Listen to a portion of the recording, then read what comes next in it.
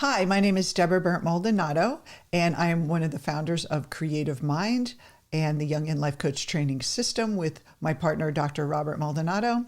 And we often get the question of what is the difference between your Jungian coaching model and working on limiting beliefs. And I wanted to do this quick video to show you the layout of the mind and how much deeper Jungian coaching goes with clients and for your own personal growth. So let's start with the model of the psyche in the Jungian model, which is we know we have a conscious mind.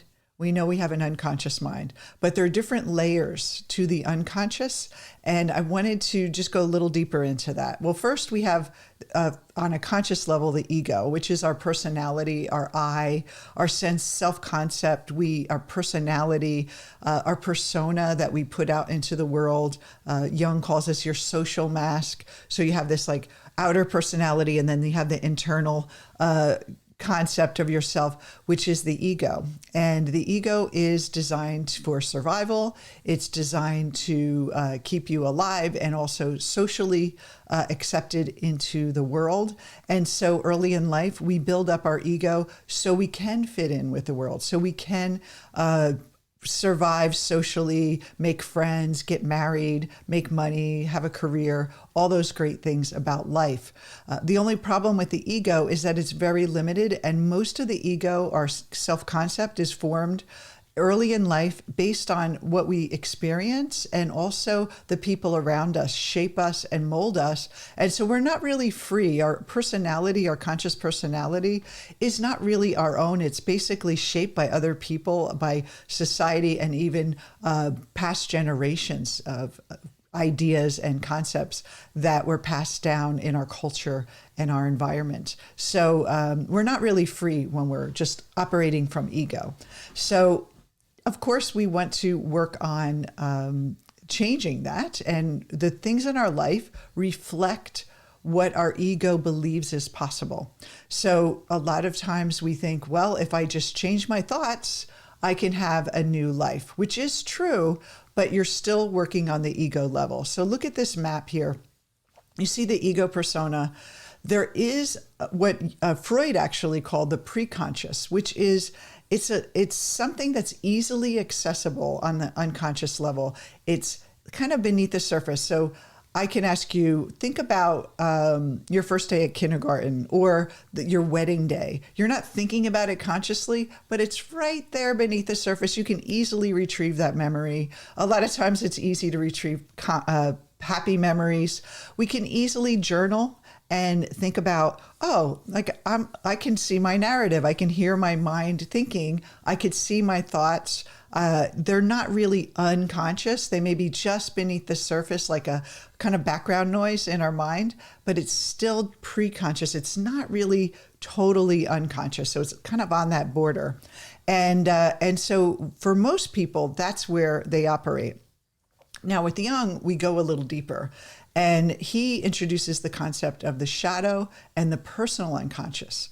Now this personal unconscious is something that you're not aware of, that is really hard to get at because the ego wants to keep it hidden because for some reason it does not fit with what is the ego has conceptualized as your conscious personality. So for example, if you have this conscious personality, this morals, these values about being a good person, anything that's bad or things that you do that's bad or think of as bad, your ego won't let you express in the world. So let's say you're not allowed to be angry. At a conscious level, your personality is kind and friendly. And so the ego ends up suppressing the anger into the unconscious. And just because it's suppressed does not mean it is not running your life. And it's actually running underneath the hidden emotional triggers and emotional template that is formed very early on is still running your decisions. Your ego is on a conscious level is thinking you're making conscious decisions and rationalizing why you're doing certain things, but the unconscious is really in control. And Carl Jung says, until you make the unconscious conscious, it will direct your life and you'll think it's fate. And so this is why just doing belief work sometimes isn't deep enough. Also with the shadow is all the parts of your personality that you're not allowed to express. And most of what's in our shadow is our light, our brilliance, our power, our courage. And maybe when we were younger or in our society, it's not good to stand out. It's not good to shine. It's not good to be brilliant and to be powerful. So we sort of dampen that part of our personality. It goes into the shadow, and these aspects of ourselves are unexamined and unrealized. They're not expressed. And so we live this very limited life on that top ego level, that persona level. And meanwhile, we have all this content, all this access to us. Now, if that's not deep enough, we also have to go down to the collective unconscious, which is where it separates Jung from Freud. Freud only believed in the personal unconscious. So we go into the collective unconscious.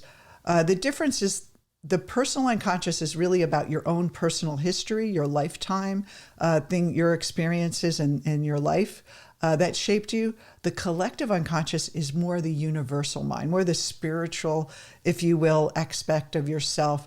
It's transpersonal, which means it has nothing to do with your personal life. You're actually born with a lot of information, a lot of access to wisdom from over years of evolution and wisdom of culture and archetypal patterns and myths.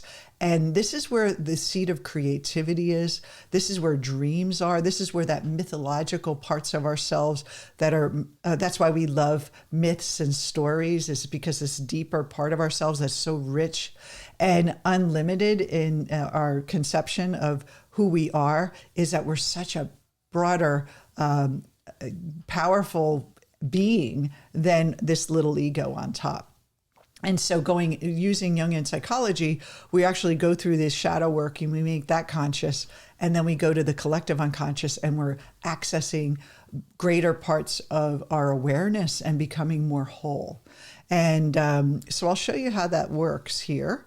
If you just stick with the ego, let's say you want to work on limiting beliefs and you want to say, I'm good enough, I'm powerful, I'm courageous, and I'm going to believe in myself. Those things are excellent and great. And you will be in that top square. You will be polishing up that ego. You'll make the ego a little better, but you're not addressing all that unconscious hidden self. You're just getting that preconscious level, and you can get great results. You can, think positive and make money. You can think positive and, attract the right partner, but it won't be that deep, fulfilling, lasting joy, because the ego is always feeling that it's never enough.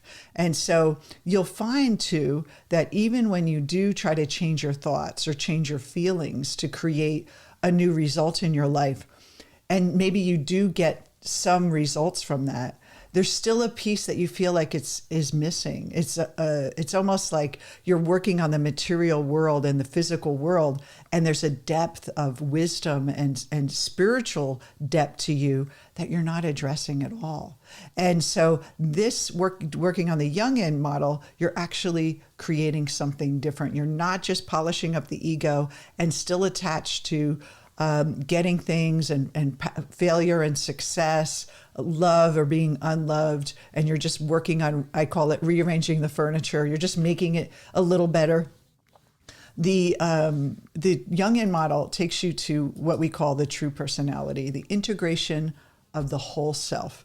And so here what we do is we're bringing the shadow, the personal unconscious, and integrating it. So if you integrate your anger, it doesn't mean you have to become angry, but you give yourself permission to express the anger if it needs to be expressed.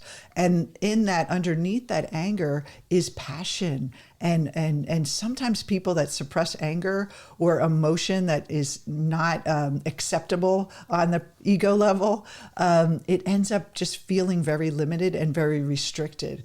And that feeling of I can be passionate about something, I can express all of who I am. That's what the shadow is integrating it For some people, like I said, you don't want to express your brilliance. This gives you permission that there's no fear in standing out. There's no fear in standing in your power. There's no fear in expressing your boundaries and not on that little ego level worried that people are going to leave you or that people are going to think bad of you. You just love yourself from the inside.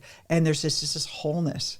But even deeper than that, when you integrate the collective unconscious, you have this birth of your true personality. This is a part of you that you were born with, basically like this soul that you were born with that's unlimited. They talk about in personal development that unlimited potential. It comes from the collective, that this other realm, this universal power that we have within us becomes conscious and we're able to use it.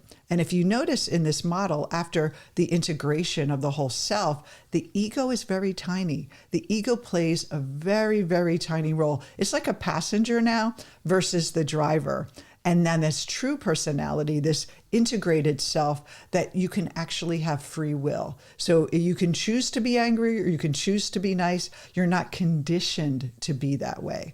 And so really what we're doing in Jungian psychology is we are integrating these other parts of ourself so that we can break free of conditioning, not reprogram, but completely transcend that conditioned ego and be able to make great, amazing changes in our life. And even if you don't do anything big, like create a business or, do anything on the material level, you will feel an amazing sense of freedom and power and passion because you're no longer feeling restricted by the ego that's constantly telling you to be careful, be afraid, watch what people think, worry about being accepted and loved. You will express yourself as love, as power, as brilliance, as all the good and the bad and the ugly parts of ourselves and accepting all of it. Not putting up a shiny, perfect person, but accepting, you know what, I have some humanity as a part of me. I know I have an ego. I know I can get tripped up sometimes, but that ego is no longer in control and driving your decisions. You have this wisdom that becomes more available to you, that you can make incredible changes in your life, but also it brings you a sense of peace and a sense of control that you've never had before. I hope you enjoyed this quick video, and I hope it inspires you to take the next step.